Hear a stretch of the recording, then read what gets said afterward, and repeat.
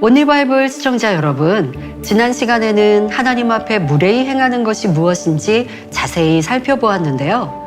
오늘도 이어 성전의 의미와 함께 성전 안에서의 무례한 행함은 어떠한 것이 있는지, 그리고 사람 앞에서의 무례함은 또 무엇인지 살펴보도록 하겠습니다.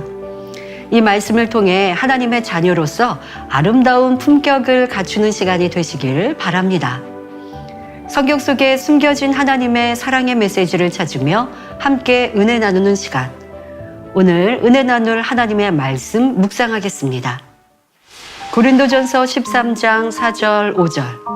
사랑은 오래 참고 사랑은 온유하며 투기하는 자가 되지 아니하며 사랑은 자랑하지 아니하며 교만하지 아니하며 무례히 행치 아니하며.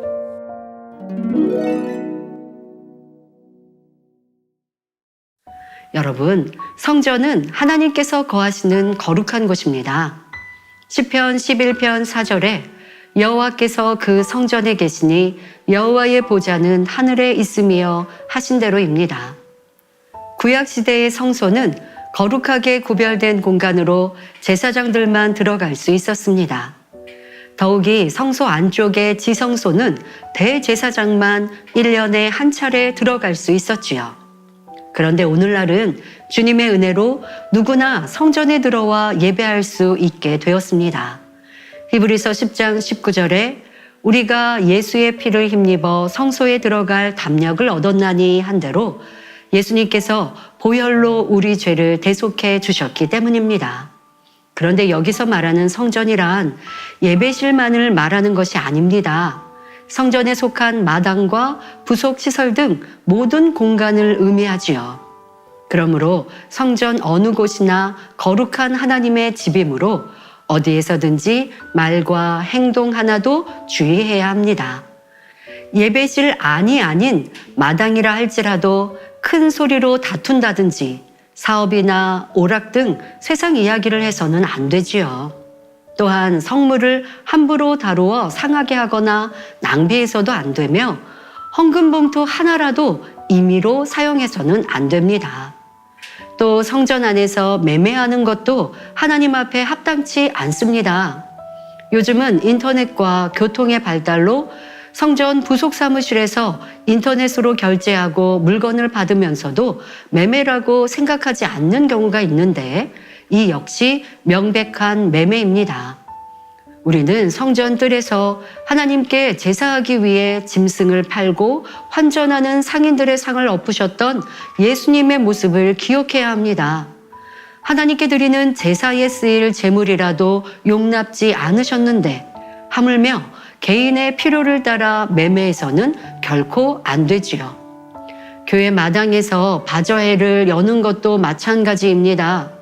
성전의 모든 장소는 하나님께 예배하고 주 안에서 교제를 나누는 구별된 장소입니다. 교회에 와서 기도하고 모임을 갖는 경우 성전의 거룩함에 대해 자칫 무감각해져서는 안 되지요. 시편 84편 10절에 주의 궁정에서 한 날이 다른 곳에서 첫날보다 나은즉 악인의 장막의 거함보다 내 하나님 문지기로 있는 것이 좋사오니 고백한 시편 기자처럼 하나님의 성전을 사모한다면 무례히 행할 일도 없을 것입니다. 이러한 사실을 기억하셔서 우리는 하나님과 관련된 것은 어떤 것이든 늘 하나님께 하듯 예를 다해 소중히 대할 수 있어야겠습니다. 자, 그럼 지금부터는 사람에게 무례히 행하는 경우에 대해 살펴보겠습니다. 성경에는 형제를 사랑하지 못하는 사람은 하나님도 사랑할 수 없다고 말씀합니다. 요한일서 4장 20절에 누구든지 하나님을 사랑하노라 하고 그 형제를 미워하면 이는 거짓말하는 자니 보는 바 그 형제를 사랑치 아니하는 자가 보지 못하는 바 하나님을 사랑할 수가 없느니라 말씀하시듯 눈에 보이는 사람에게조차 무례한 사람이 어떻게 눈에 보이지 않는 하나님께 예를 다할 수 있겠습니까? 그러면 우리가 일상생활에서 지나치기 쉬운 무례한 일에는 어떤 것이 있을까요? 보통 상대의 입장을 고려하지 않고 자신의 유익만을 구할 때 무례함이 나오게 됩니다. 사소하지만 전화를 할 때에도 지켜야 할 예의가 있습니다. 밤늦게 전화한다거나 바쁜 사람에게 전화해서 오랫동안 붙들고 있다면 상대에게 피해를 주는 것입니다. 또 약속 시간에 늦는 것, 남의 집에 예고 없이 불쑥 찾아가는 것도 무례한 일입니다. 간혹 허물없이 지내는 사이인데 그처럼 일일이 따지는 것은 오히려 정감이 없지 않나 생각할 수도 있습니다.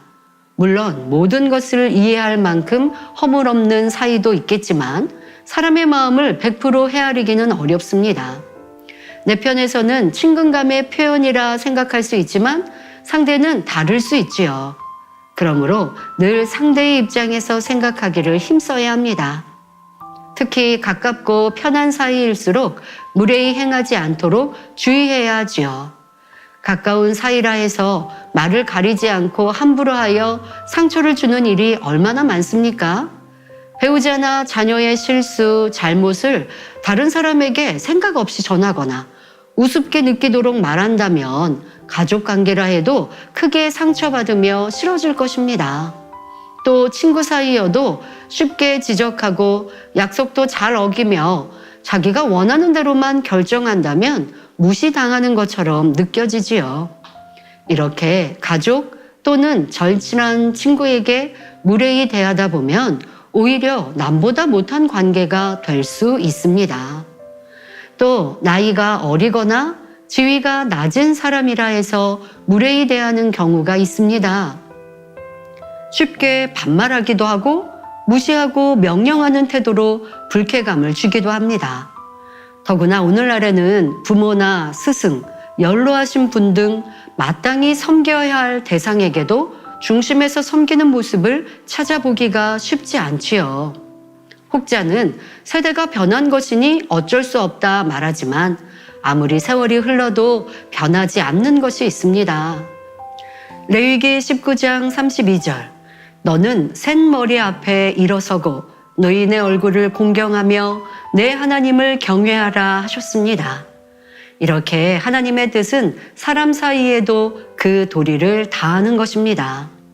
또 세상의 법과 질서도 잘 지켜서 무례히 행하는 일이 없어야 합니다. 공공장소에서 소란을 피우거나 침을 뱉거나 교통법규를 어긴다면 이는 많은 사람에게 무례한 것이지요. 세상의 빛과 소금의 역할을 감당해야 할 그리스도인이라면 더욱 말과 행실에 주의해야 합니다. 우리는 매일같이 누군가를 만나 대화하고 식사하거나 일을 하는 등 다른 사람과 많은 시간을 함께합니다.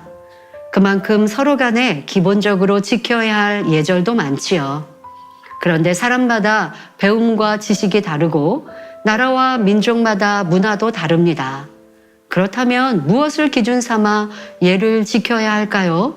바로 우리 마음 안에 있는 사랑의 법입니다. 사랑의 법이란 사랑 자체이신 하나님의 법을 말합니다. 하나님 말씀을 양식 삼고 행해 나가는 만큼 그리스도의 교양을 갖춰 무례히 행치 않습니다. 이러한 사랑의 법에 담긴 또 한 가지 의미는 바로 배려입니다. 깜깜한 밤에 한 사람이 등불을 들고 길을 가고 있었습니다. 그런데 마주 오던 행인이 그를 보니 그는 앞을 보지 못하는 사람이었지요.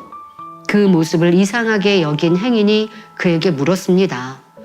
당신은 앞을 보지 못하면서 왜 등불을 들고 다닙니까? 그러자 앞을 보지 못하는 사람이 대답합니다. 당신과 부딪히지 않기 위해서입니다.